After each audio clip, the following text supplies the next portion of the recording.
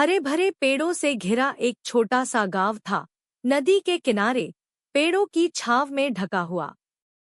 उसी गांव में एक होशियार और प्यारा लड़का रहता था, जिसका नाम था मिथु। उसके माता पिता बहुत गरीब थे, लेकिन मिथु के चेहरे पर हमेशा मुस्कान रहती थी। एक दिन दोपहर में स्कूल की छुट्टी के बाद मिथु अपने दोस्तों के साथ मैदान में खेलने गया। तभी मिथु का पैर किसी चीज से टकराया। उसने नीचे झुककर देखा, मिट्टी के अंदर से थोड़ा बाहर झांक रही थी एक चमचमाती सोने की अंगूठी। मिथु ने अंगूठी उठाई।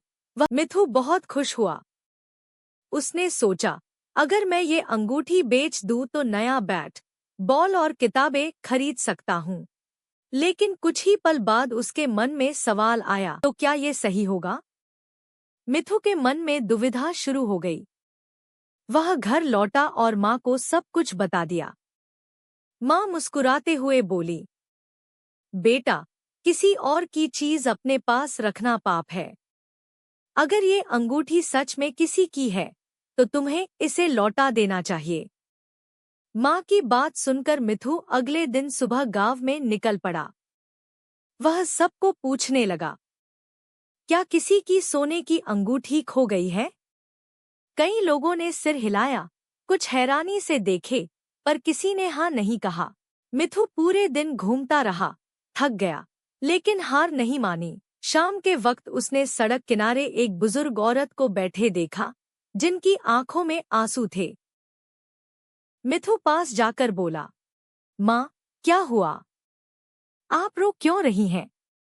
बुजुर्गा बोली, बेटा, मैंने अपने बेटे की दी हुई एकमात्र सोने की अंगूठी खो दी है। वही मेरी एकमात्र याद थी।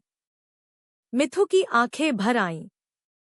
उसने जेब से अंगूठी निकालकर उनके हाथ में दी और बोला, क्या ये आपकी अंगूठी है, माँ? बुजुर्ग औरत अंगूठी देखकर रो पड़ी।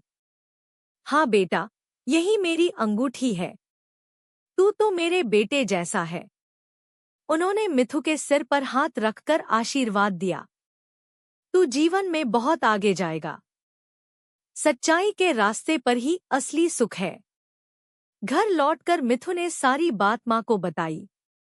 माँ ने उसे गले लगाकर कहा, मुझे तुम पर बहुत गर्व है, बेटा। आज तुमने एक सच्चे इंसान बनने की पहली सीढ़ी चढ़ी है। उस रात मिथु को समझ आया कि सोना नहीं, असली कीमती चीज है सच्चाई और प्यार।